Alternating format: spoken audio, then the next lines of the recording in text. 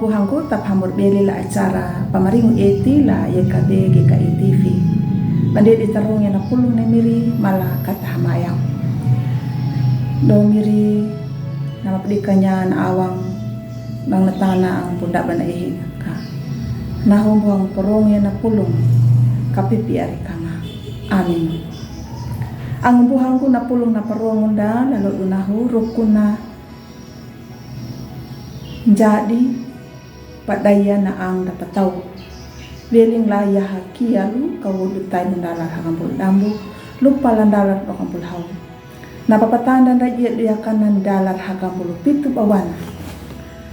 hadung tau dapayatang nyum kuat tukau lapadaya dak banjar ihirailu patakanya yawanyuda yana kapana manja dapo hua guyena. Ang buhang kulatam ni miriyaw karito. Naluri na nyuta, ningulingu manabudi, nduma naluri taudang. Wana napapangirang. Napangirang iyana, panangun dan nyuta, naluri na, ningulingu nduma luri taudang. Nyuta data luri nduma wikinda, tapi nalurinda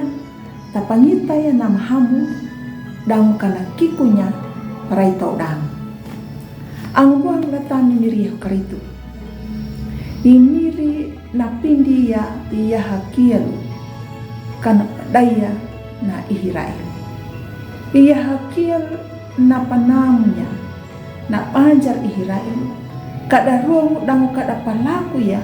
na pahuku na miri ya hakiel na tangar mahabudi na huri luri da banjar ihirail da luri tutur da atau dia nyuna na papataka manyabudi na panaung na miri hanggang udah jala da kaninja la luri na mapiakuham tugas suyanan da na muda ningu resiko man tugas na iya hikiel patakan nanya na pulung ne miri dangu pangitan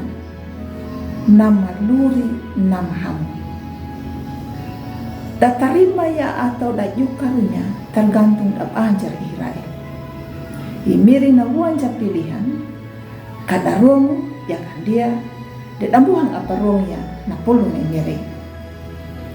ang buhang kulatan miriah kerita nyutambu napaunda padaya atau lalihinda ndak ia kata panjala ya tapi kata namu ya na ang tahu nalurinda yuta dendo mawikinda tapi nalurinda tanamu ya naluri tau dam ya kata nu ya dia ka naluri nama ningulingu na ndumaluri tau dam ang buhang utang dari yang karito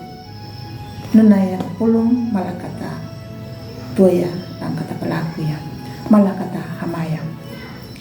miri halamnya parongin na pulung kapipi ari kamala lurima amin ang buhang go takaliyo na pulung ni miri ang pumaruang badanya palike ya subscribe ang pabirinya la amunda